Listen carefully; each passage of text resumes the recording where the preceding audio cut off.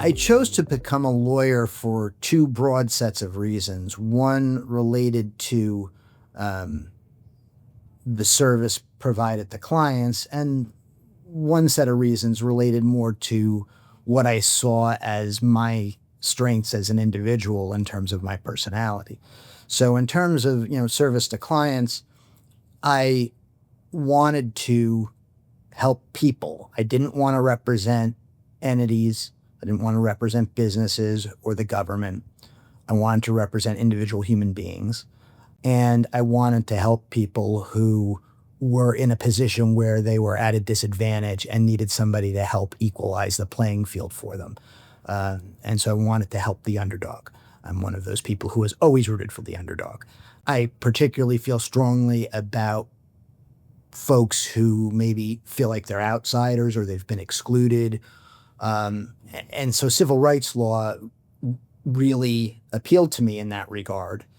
It gives me the opportunity to advocate on behalf of folks who are generally at an extreme power disadvantage compared to the large employers that they work for.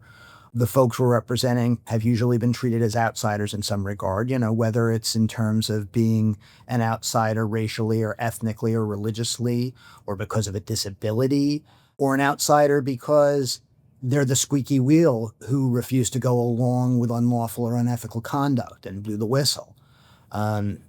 So from that perspective, those were sort of the principal reasons that I got involved in the law. I also chose the law because I felt that it fit me well personally. I've always liked to argue from the time I was a child. I like making oral presentations.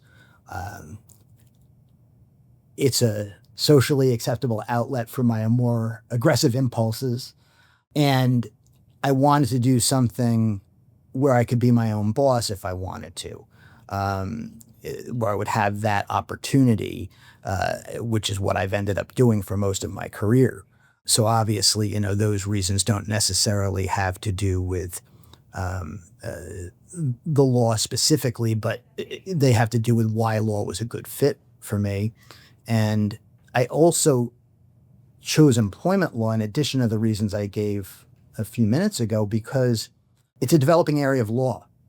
There are a lot of cutting edge issues that are interesting, and you have the opportunity to make new law. You have the opportunity to be creative as a lawyer. It's not the same cookie cutter approach as you might have in some other areas of law where everything has been cut and dried for decades or even centuries, and you're just doing the same thing over and over again.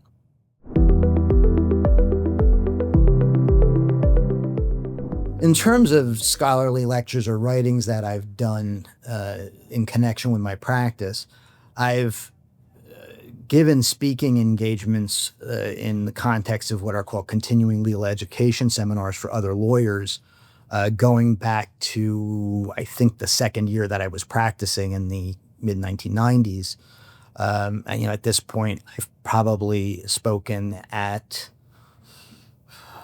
close to 100 seminars. In terms of writing, I haven't written as many articles, but recently I've written 2 articles addressing what has become sort of a cutting edge and troubling trend at the U.S. Supreme Court in terms of the court trying to carve out essentially religious exceptions to anti-discrimination laws, particularly in the context of legal protections for folks who are gay or lesbian or bisexual or transsexual.